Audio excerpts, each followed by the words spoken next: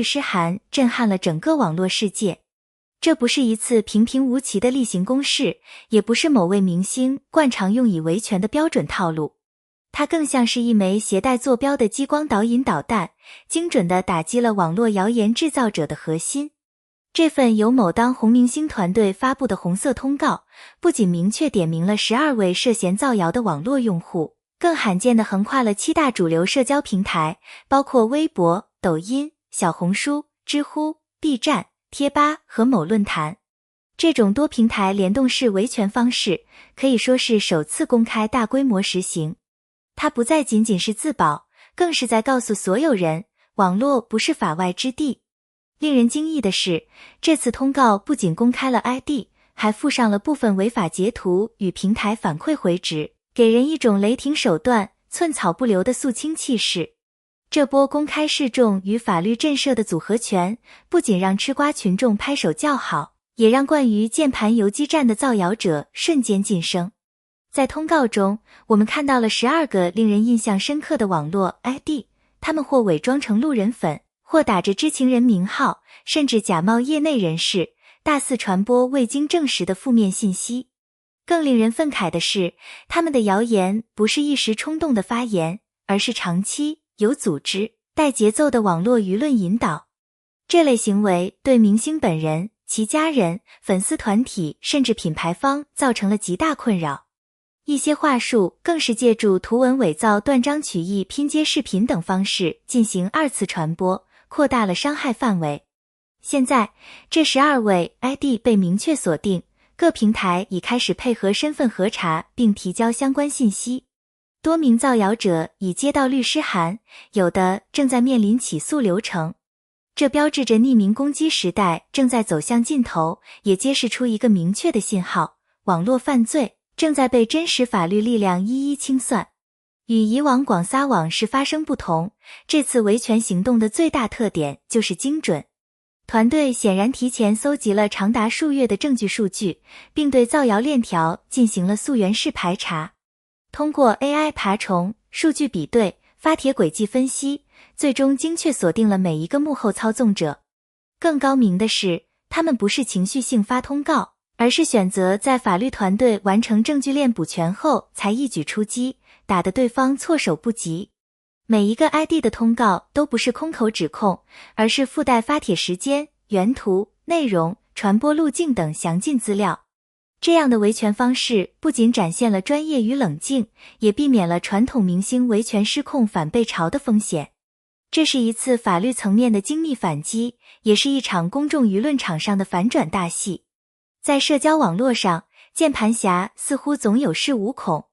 他们以为在网民背后就可以随意辱骂、编造、抹黑，他们以为只要用表情包、暗语、代称就能逃脱制裁，但如今他们错得离谱。红章通告的发布，让这些人明白了一个道理：虚拟世界不等于无责任空间。你打的每一个字，发的每一条图，传的每一个链接，都能成为呈堂证供。一旦牵涉诽谤、侮辱、编造虚假信息等内容，轻则行政处罚，重则承担刑责。其中一位 ID 甚至是某高校学生，其账号已被实名认证。他此前发表的虚假恋情爆料文章被浏览上百万次，造成极其恶劣的影响。如今面临的可能不只是封号，而是被母校通报，承担法律赔偿责任。这是一次对全网键盘侠最严厉的震慑。很多人会问，这12个 ID 真的是自发的黑粉吗？显然不是。据分析，其中多个账号存在统一发稿时间、同步带节奏、相似措辞等特征，这些都指向了一个潜在的幕后黑手——网络水军产业链。这一产业链常年活跃在娱乐圈各类流量事件中，从故意煽动骂战、捏造人设、带节奏黑热搜，到跨平台炒作争议，只要付钱就能造出一个舆论风暴。明星之间的流量竞争也因此水深火热，甚至演变成资本斗法。本次维权通告通过法律手段击破多个假路人号，不仅让吃瓜群众看到真相，也为行业敲响警钟。谁再敢雇佣水军搞事情，就必须承担连带责任。这场维权行动并非只关乎明星个人声誉，它更是一次全民网络文明教育的绝佳教材。很多网友在事件后惊觉，自己曾轻信过这些谣言，甚至不自觉地点了个赞，转了个贴。这在法律层面都可能构成协助传播虚假信息。所以说，网络不是法外之地，不再只是口号，而是现实正义的体现。每一位网民在发言前都应三思而后行，辨别信息真伪，不做谣言的搬运工，不做网络暴力的帮凶。未来的网络环境需要每一个用户的自觉与尊重。只有大家都对言行负责，网络才会成为真正健康、理性的交流空间。过去提到明星维权，很多人脑中浮现的是那些模糊、含糊其辞的工作室声明，一句已交由律师处理，却往往不了了之。许多明星选择隐忍，不是因为软弱，而是因为他们深知反击可能会引来更猛烈的二次伤害。毕竟，在这个全民参与的互联网时代，一句蹭热度、炒作的舆论回旋镖，随时都可能砸向维权者本身。然而，这种局面正在发生翻天覆地的变化。2025年7月3日的红章通告，就是这种星号维权新常态星号的标志性时刻。它不再是含糊不清的发声，而是明确的点名加举证加立案，用法律的语言替代情绪的控诉，用严密的证据链替代网络口水战。这是明星群体法治意识的觉醒，也是其维权手段的全面升级。现在的明星背后都有专业的法务与舆情管理团队，他们不再是舆论候补，而是风险前置的信息守门人。他们监控关键词条，分析网络情绪走向，实时捕捉负面动态，并主动搜集证据，形成闭环。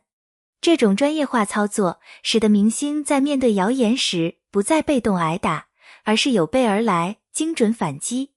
与以往私下起诉不同，现在越来越多明星选择公开维权流程，在社交平台发出律师函截图、法院受理通知，甚至亲自发声回应。这种透明操作的背后，其实是一种话语权的争夺。你既然用舆论来伤害我，那我就用舆论让你看到法律的力量。这不仅震慑了造谣者，也让公众清晰地看到了对错与边界。在信息爆炸的时代，名誉比黄金还脆弱。一个无中生有的传闻，足以让艺人多年苦心经营的形象毁于一旦。